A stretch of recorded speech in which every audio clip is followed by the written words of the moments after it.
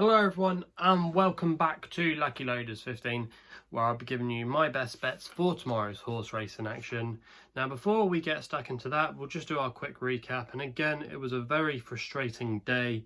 We've been in not great form this week, but we are still in profit for the month of June. It's not the biggest profit you've ever going to see, but we have been consistent in our tipping for the majority of the month. But it's just been this week that's let us down, really. Been a few strange results. We've had a few hard luck stories. We've had some sheer disappointments as well. Quite a few of our horses haven't even given us a run for our money. And it was kind of a bit like that today, really. If Wedding Date had gone in at Newmarket, we would have been celebrating with a nice bit of profit, you know. Advertised at 7-1 last night, did drift out to 15-2, was recommended each way, but that was the only profit we had today from any tips.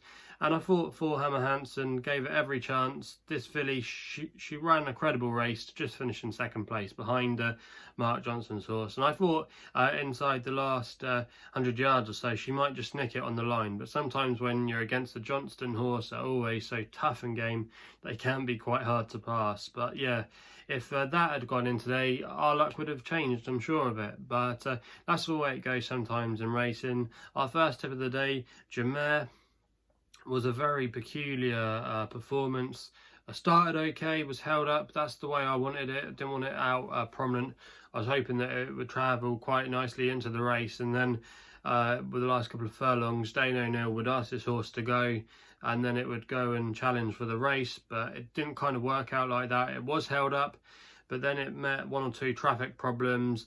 The horse was still quite keen, quite green. She was quite strange, especially as well when she was being asked under pressure. She was hanging a bit. But then when she went back on the bridle, she started travelling again. Very odd race. I'd recommend anyone to go back and watch that. I think she will have her day soon, but I like to maybe see her with some headgear, maybe some cheek pieces, you know, to stop her having a high head carriage and hanging. She just needs to settle a lot better, you know. She is, I think, well handicapped off a mark of 63, and she's capable of winning a race later on in the year. But until she learns to settle, I think I will be avoiding her in the future. We then went my nap, and yeah, in a 4-runner race, you know, Isle of Wolves, you would have thought that you had a good chance of winning the race. Was well backed. Did touch odds on at one point for Jim Boyle and James Doyle, but yeah, just couldn't land a blow, and in the end it was Gaia Bonnie. Gaia won with a hands and heels ride very nicely on Wimpole Hall. And some of you that might listen to the podcast that I do called In the Saddle, you might remember we interviewed her last month, you know, and she's definitely a jockey that's done pretty well so far in her career. She's only had a few rides, but she's had 4 winners now. So yeah, it was just one of those things where unfortunately Isle of Wolves, he just couldn't get competitive. He just ran really flat. Big Country, yes, I know I tipped him, and some of you will be going, why the hell did you tip him for? The reason I tipped him is because he was very well handicapped. You know, he was running in a decent race last year when he finished third off a mark of 106, you know, and he's now £14 lower, but he's just not shown any of that form. And even though I thought this was one of the more weaker contests he's been in for quite a while, he's just not really demonstrating any ability. And unless he's going to drop even more in the weights, I don't think he's going to be the same horse that he was, and that was very frustrating. Then our layer of the day, Fox Vardy, I got him wrong. Hold my hands up there. I said that he was a basket case, and to be fair, when he was actually travelling, he was hanging slightly to his left, and that's why Sylvester de Souza took him against the rail. It was a good ride by him because I think he still has a lot to learn. You know, last season he was more frustrating than he's been obviously this season, but he was very frustrating last season. I remember putting him up once or twice. I think the time I did put him up, he did win for me, but then when I followed him in again afterwards, he was very, very keen in his races, very headstrong. He's had the gelding operation, which looks like it's worked. And if he can do the performances like he did today at Newmarket, then maybe he is one to follow in the handicaps this season, you know, and maybe that gelding operation has worked. But yeah, it's been a frustrating day today. If Wedding Date had won, it would have changed the complexion of the day, that's for sure, you know. But it's just the way it is in racing, you know. Sometimes you go on these streaks for a week and then the next week you're unstoppable, you know. The winners come like London buses. It's an up and down, it's a long-term game, you know. But like I said, we are up in the month. The early part of June and the middle of part of June was all right for us, but obviously this week it has been tough, and some of that the loss has been implemented in our profit and loss scale. So I think we're now down to around about plus £22, I think it is, something like that, for the month, for if we were backing all my tips at £1 stake, which I know some of you might not think is the greatest level, but if you followed me for ages and you've been following me when I've been working with the punters page, you'll know that more often than not I will deliver you profit in the long term. And when I was with the punters page, I think we had 20 months consecutive profit in a row. I never had a loss making month of them, and fingers crossed we can round off the weekend and round off the month with some success. And got some strong fancies tomorrow. We're going to give you 7 of my best bets, and we're all going to be starting at Newcastle tomorrow in the 1:15 with a horse here called Glen Shiel. Now this horse, Glen Shiel, is currently 13-2 with bookmakers at the moment, trained by Archie Watson, and Holly Doyle is booked for the ride. Now this horse has got a great record at Newcastle. He's never been outside of the first 3 on all 3 starts, and I think at 13-2 tomorrow he's a good solid each way bet. You can get 4 places out there. And last time we saw him, he ran at Royal Ascot last week in the Buckingham Palace handicap. Probably not as effective on the turf as he is on the all-weather, and he's going to be dropping back down to 6 furlongs tomorrow. And he's a horse that likes to be up the pace. I can see him making the run in or just sitting off the lead, you know, and his stamina should come into play. I think he likes the stiff track at Newcastle, and that's why it plays to his strengths. And even though he is going to be one of the top weight carriers in the race tomorrow, I still think that this race, it's not that strong. And I think Glen Shiel, if he replicates his Newcastle performances in the past, he should be there or thereabouts. And at 13-2, I think he represents a good each way value. And with the 4 places on offer with some firms, I'm going to take a chance on him. We then go to the next race at Newcastle, the 1:50 for the Group 3 Chip Chase Stakes. Now, I'm going to have to put this horse up here because he's a horse that, if you listen to the podcast I do called In the Saddle, you might remember that I put this horse up in my top 10 to follow. And I just think he's a big price. You can get him at 20-1 each way. And this horse is trained by Richard King, or it's trained by Tom Dascombe, and Richard Kingscote is booked for the ride. And that is Brad the Brief.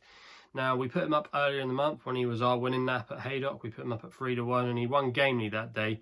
He's only a 3-year-old, and he's got bags of potential. He's only lost once on the race course. He's won 4 times from 5 career starts, and the only time he lost was against Lazuli, who looks like he could be an exciting sprint prospect this year for Charlie Appleby.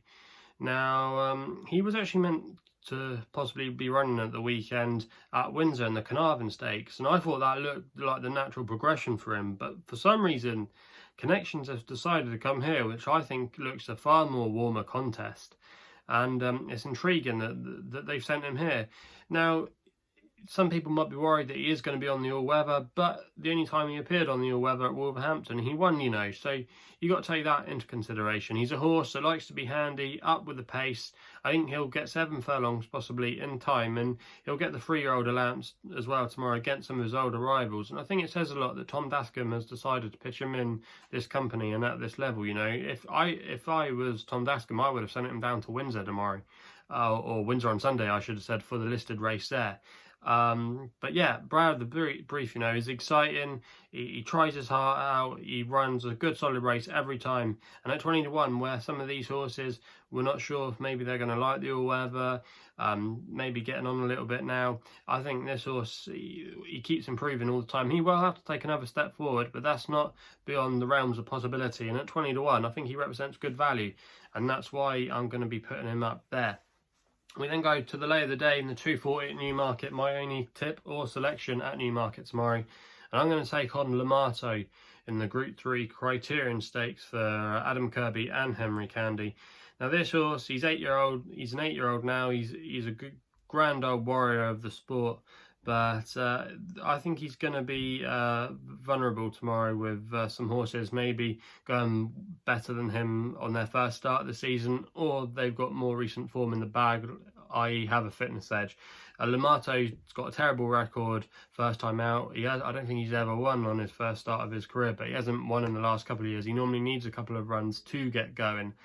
And I just think in this race tomorrow, there's a few horses in here from the likes of Godolphin, Mutazan, On the Warpath, Vale of Kent, Happy Power, you know, they're all solid contenders. And he's currently 3.9 to lay on the Betfair exchange. And I think that's a good price. I think he's vulnerable first time out. Not to say that he couldn't win a race of this nature later on in the season, but I'd like to take him on first time out. And that's why he is going to be my lay of the day. We then go back to Newcastle for the 3 o'clock, and I thought Zakazi could be the one here. Hope I pronounced that right. For William Haggas and Tom Marquand. Now this horse will have to find a little bit on the official ratings, you know, but she won well last time out at Thirsk in a handicap when she had to carry top weight, and she beat a horse that day called Suitability of Richard Fahey's. Now, Richard Fahey's runner went on to win at Haydock the other day, so the form has been boosted somewhat. And Zakazi, she's got form on the all-weather. If you actually go back through it, last season she finished third behind Delphina at Lingfield in the listed race, over slightly further. I think a mile and a quarter would probably be her ideal trip, really. And if she can get into a good position, I see her being prominent as well. I don't see her being held up. I see her just tracking the pace. If she can get into a good position, I think she just might have a bit of stamina here against some of the others, which might not want the trip or might even want further, you know, and may for just like this hoe. But I think over this trip she can be really effective tomorrow. You can get 5 to 1 in some places, and I'm just going to recommend a win bet in this field. She will have to give away weight to 1 or 2 others, and like I said, she will have to find a bit more on the official ratings because she's not the best rated in here. But I think with William Haggas in decent form, Tom Marquand riding on a crest of a wave at the moment, there's lots to like about this mare's chances tomorrow, and that's why she is going to be one of my tips for tomorrow. We then go my nap in the Northumberland Plate, the one you've been waiting for, in the 3:35, and we're going with Caravan of Hope. Currently 9 to 1, best price out there I've seen, and there's 6 places on offer as well. And this horse, I think he should be favourite tomorrow. Some of you might be aware that I've been following this horse for the last couple of months. I've been really excited about him, and we put him up last time when he finished second at Wolverhampton, and he had excuses that day. He had a wide draw, and he actually did lose a shoe, and he just bumped into one called Astrales, but that was over a trip that was probably shorter than ideal. That was over a mile and 6 at Wolverhampton, and I think in another furlong he would have easily brushed past Australis. You know, the 2 miles, the long straight at Newcastle should really suit him. And even though he has been raised £4 by the handicapper for that run at Wolverhampton, I think this horse could be a high 90s, low 100 horse by the end of the season. You know, I'm surprised really that the handicapper didn't give him a mark at the start of the season in the low 90s. If you go back through some of his form, I'm not going to go through all of it. I'd urge anyone though to go and research his form from last season, because I don't know why. Like I said, he wasn't rated in the low 90s.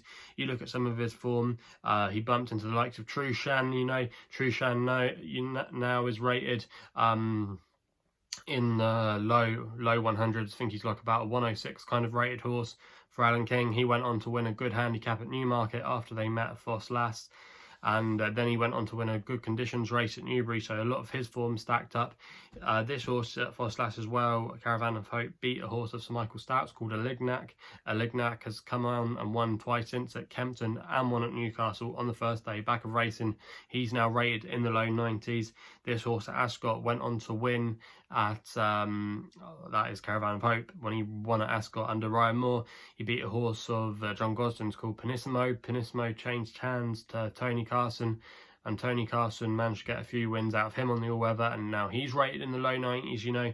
So Caravan of Hope, he's got so much form from last season that makes him a potentially pattern company horse, you know, and he looks so well treated off a mark of 89. Some people might be saying, Chris, you know, why you put him up, you know, when he's drawn out wide in stall 17? Again, that's one of those myths. Go back and look through the results of the last couple of years, and you find that being drawn out wide isn't such a bad thing. There's been a couple of place horses drawn out wide a lot of horses have made the frame, have been drawn out wide, you know, so it's not a negative. If he was drawn maybe 1, 2 or 3, yeah, I would maybe be concerned. But he's a horse that he'll be dropped in. He'll be racing probably towards mid-division, the rear of the field, you know. He won't be up with the pace. But if he was up with the pace, I would be worried. He's a horse that likes to travel strongly into the race, you know, and he's been crying out for a trip. He's related to plenty of 2-mile winners, you know, especially on the dam side of his pedigree, and he's just been bred to get better with age, and this is always going to have been his year. Hugo Palmer is really soft on him. His horses have been running okay, and he's going to be carrying a low weight as well, and that's why they've booked Harry Bentley. And at 9-1, I think he'll overturn the form of Australis, and I think he should be 5-1 favourite for this. I don't know why he isn't 5-1 favourite. I think 9-1 is extremely good value. If there had to be a danger, maybe Alan King with the likes of, is it Rainbow Dreamer? He might hold the ace there, you know, but Caravan of Hope, really sweet on this horse's chances, and he's got to be the one that's got to go, that I think they've all got to go and beat tomorrow. I think he's going to go very, very close. Really sweet on his chances. He might not win, but if he doesn't win, he's going to be going down fighting in 2nd or 3rd place, you know. I can see him running a really big race, and with receiving bags of weight off so many horses, you know, I think Caravan of Hope, he's got a massive, massive chance, and he's going to be my nap tomorrow, recommended at 9-1 with 6 places. We then stay at Newcastle for the Consolation race, and I'm going to take a chance here with a horse called Kout. Now, this is going to be my next best, and this horse is trained by Heather Main, and Holly Doyle's but for the ride. Now, this horse, actually, last time we saw him, finished 3rd behind Australis and Caravan of Hope in that Wolverhampton race. And this looks quite a weak contest, in my opinion, tomorrow. This horse is mainly better on the all-weather, 2 wins from 10 starts on the all-weather, and when he has come to Newcastle, he's ran okay. And I think if Australis and Caravan of Hope run a blinder in the Northumberland Plate, then this horse will be found in the betting and could go off favourite. And I think at 4-1, that represents a lot of good value. And even though it is a small field, this horse, I think, is the one that they've all got to beat in the race. And I'm quite sweet about his chances tomorrow to take the Consolation race. But I'm not going to go into too much of my case for him, but I think he's a really solid chance tomorrow, and 4-1 represents a bit of value. We then go to the Irish Derby, the feature race of the day tomorrow in the UK and in Ireland. And this is where my long shot's going to come in here, but I'll just give a general analysis of the Irish Derby and my thoughts on it tomorrow. But the one that I'm going to go for is Order of Australia at 50-1. You can get 4 places out there of some firms. And even though, yes, he is one of the outsiders of the field for Aidan O'Brien, I just think he's got a good chance tomorrow. Now, Padraig Beggy has been booked for the ride. Now, some people might just think, oh, Chris is just going to tip up what Padraig Beggy rides. No, that's not exactly true. Padraig Beggy, even though he's got a great record in this race, he actually finished 2nd in it 2 years ago behind Latrobe when he rode Rostropovich at 25-1, and then famously he won it last year when he was riding Sovereign at 33-1. Obviously, he was given a free lead that day, and sorry there. Yeah, he won the race on Sovereign last year when making all from the front, but it was no fluke, you know. The last couple of years he's tended to make the pace in this race, but you want to be handy in this race. A lot of horses that sit out the back, they get going far too late. And if you look at some of the winners in the last couple of years, Latrobe, Sovereign, they win big prices, and a lot of the favourites that come into this race don't tend to do that well. I don't think Ryan Moore's actually ever won this race, even though he's not going to be riding tomorrow. A lot of the main horses from Ballydoyle never seem to do their best in this race. And for me, I just think Order of Australia just screams of improvement. He's actually related to Iridessa, who was a Group 1 winner for Joseph O'Brien.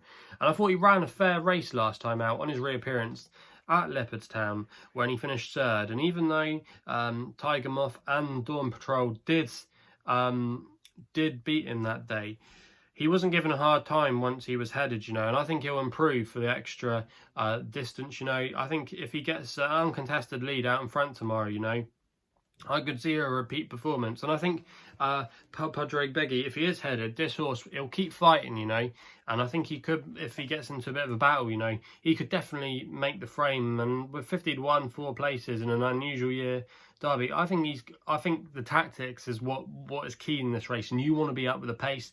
Watch a lot of the races at the Curragh recently in these big races as well. It's always pace to be handy. Like I said, I don't think you want to be on a hold-up horse, and the likes of maybe Fiscal Rules for Jim Bolger, who's got an appealing profile. Even though I do like him as a horse that could potentially take a step forward, you know, and he ran an eye-catching race in the Irish 2000 Guineas, I'll be a bit worried if they're going to use those tactics of coming off the pace tomorrow, being held up at the back, you know, because a lot of these horses, that feel like you want to be handy. You don't want to be out the back and get caught in traffic or come in with a late run.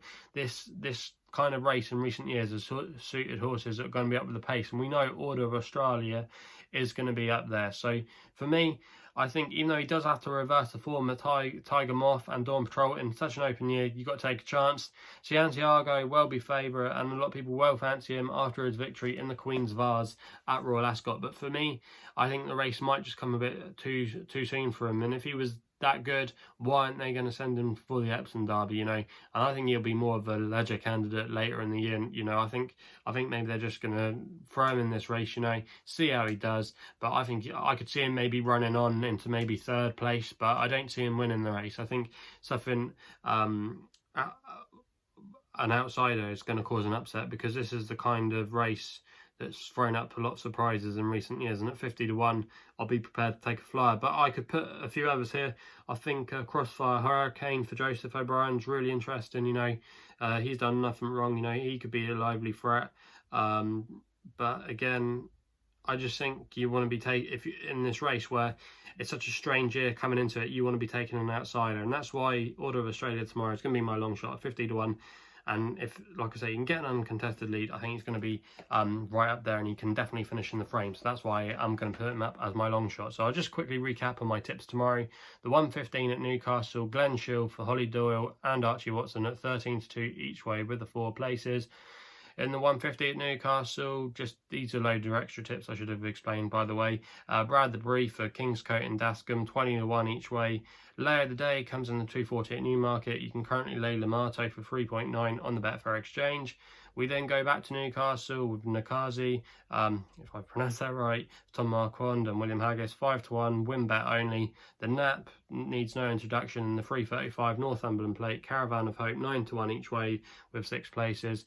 And then we go to the next best in the Consolation race, the 410 at Newcastle, Kout for Heather Main, 4 to 1, win only bet. And then my long shot comes in the 715 at the Curragh, the Irish Derby, Order of Australia, and a 50 to 1 each way of the 4 places. I think he represents a good bit of value. So they're my best bets for tomorrow's horse racing action. If you haven't done so already, please make sure you subscribe for more tips and videos here on my YouTube channel. You can also follow me on Twitter as well, where my handle is @LuckyLoaders15. And also as well, if you want to be part of the Telegram group that I was going on about earlier in the week, just click in the link below. You know, we've got a good little community now growing of tipsters, lots of racing talk on there. There's also some football tips as well, some golf tips, you know, tennis, whatever sport you fancy. There's a great community building up there. It's called the Tipping Line. Just click the link below, and then you just need to download the Telegram app, and then you can interact with all those guys. I think we've got nearly about 60 people in it now, so if you want to be part of that, just click the link and it'll take you through to that. But if you want also as well, check out a bit more about myself, go to my website, which is www.chrisloaderracing.co.uk for a full portfolio of my work. But that's all I've got to say, so please gamble responsibly. Hopefully we can have some winners tomorrow. Come on, Caravan of Hope, and we'll be seeing you soon.